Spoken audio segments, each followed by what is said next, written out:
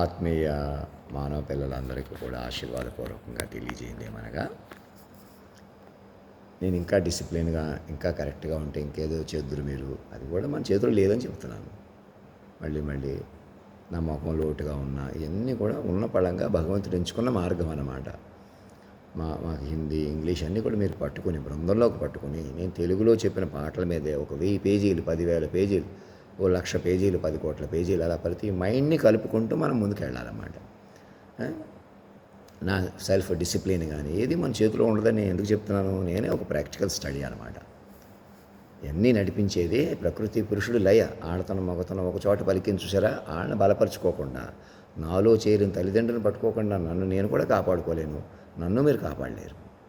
నేను పక్కనుండి పోతాను, ఎవరికో ప్రాధాన్యత ఇస్తాను, ఎవరో మహారాణి అయిపోతారు, మహారాజు అయిపోతారు, ఎవరు అవ్వలేరు. ఇంకా మహారాణి అంటే పెద్ద అధికారులని కాదు, కోటల్లో ఉండేవాళ్ళు కాదు.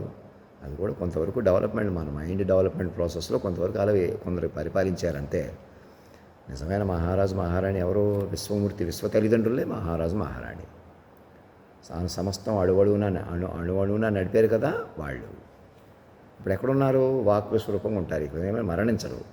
జాతీయ గీతంలో అధినాయకుడిగా పట్టుకుని ఇంకేం అల్లరి లేకుండా మీరు ఏదో గిల్టీ ఫీల్ తప్పు చేయించారని మానేసి పిల్లలుగా ప్రకటించుకుంటే పోతాయన్నమాట. అలాగా మీరు తప్పు చేయించారు, లేకపోతే ఇంకేదో మంచి మీరే చేస్తారు. రేపొద్దు మళ్ళీ మీరే ప్రభుత్వాలు ఫామ్ అయ్యి, మీరే వ్యాపారాలు చేసి, మీరే సినిమాలు తీసేసి, మీరే ఏదో పాఠాలు చెప్పేసి, మీరే గురువులు అయిపోయి రెప్పపాటు మీ చేతులు లేదనుకుంటేనే మీ చేతులకు వస్తుంది. అదే రహస్యం. స్నేహితుడా, రహస్య స్నేహితుడా. వన్య చిన్నలంటే ఏదో గబుకొని ఒక ఆడపిల్ల ఆ పాట పాడుకుంటుంది అనుకుని, ఆడపిల్లలు అంటే అలా రహస్యాలు ఏవో ఉంటాయి, మగవాళ్ళు అంటే అలా ఉంటారు. అది ఇంకా ఆ పాత వదిలేసి ఇదే సర్వం ఇదే సకలం అని ఆ పాటలు ఎవరి విశ్వ తల్లిదండ్రులే అనమాట. రహస్య స్నేహితుడు ఎవరికి, ఒకరి గురించి ఒకరికి అర్థం కారు కదా.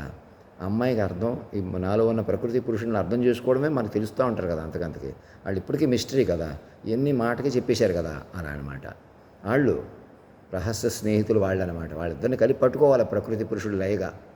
ఈ పాటలు కూడా అలాగే వర్తిస్తాయి, పాత అయినా నేను పాడిన అయినా.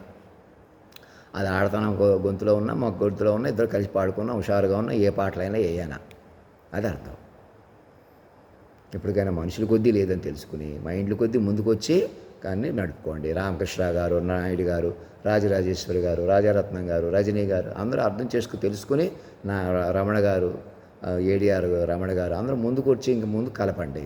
ఎవరినో మీరు చిన్నవాళ్ళు రెచ్చగొట్టి, పెద్దవాళ్ళు రెచ్చగొట్టి, ఏదో పనులు చేయించి మీలోని మీడియాలో ఉన్నవాళ్ళు అందరికీ చెప్తున్నాను ఏకకాలంలో. మాగంటి మురళీమోహన్ గారు, అలాగే హాస్ల సురేష్, ధనరాజు, హారిక, ఎవరినో నేను పెళ్లి చేసుకుంటే మీకు మహారాణి అయిపోతారు, ఎవరు అవ్వలేరు అలాగా. మొదట అమ్మాయి అబ్బాయి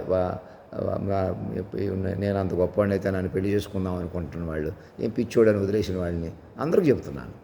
అసలు నేను ముందు మనిషిని కాదు, మైండ్ రూపంలో ఉంటాను. మరణం లేని వాక్విశ్వ రూపం పట్టుకుని 1 సంవత్సరం 2 సంవత్సరాలు నేను పుష్టిగా తయారైన తర్వాత భౌతికంగా కూడా మరణించను. ఏ జనరేషన్లోనే కాకుండా భౌతికంగా కూడా నన్ను నానోబాట్స్ అని అవి ట్రీట్మెంట్స్ ఇచ్చి నన్ను మనిషిగా కూడా కాపాడుకునే అవకాశాలు ఉన్నాయి. మీ చేతిలో ఉందంతా.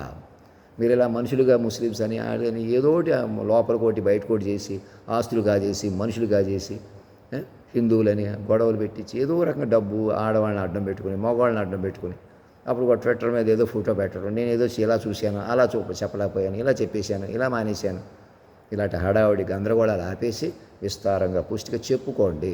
ప్రతి మైండ్ని చూసుకోండి. ప్రతి మీ వాళ్ళ మా వాళ్ళని వదిలేసేయండి. పరాయి వాళ్ళ అని ఎవరు లేరు. ఇప్పుడు దాకా మీరు ఏం చేసినా మైండ్గా పెంచుకోవాలి, మైండ్లే పెంచుకోవాలి. మనుషులు ఎవరు ముందుకెళ్ళలేరు.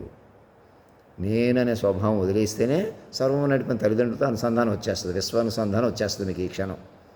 అలా రాగానే ప్రతి మైండ్ని గబగా బతకనిస్తారన్నమాట, కలుపుతారన్నమాట. ఇప్పుడు దాకా ఎలాగైనా విడగొట్టేసి ఎలాగైనా మనుషులే బతికేయాలని ఎలా చూశారు, ఈసారి మైండ్ పెరిగినిచ్చి మైండే బతుకుతుంది అనమాట. మైండ్ బతికితేనే లాభం మీకు, సర్వం తెలుసుకోవడమే లాభం. ఏదో ఒకటి చేసినా మీ చేతిలోకి రాదు.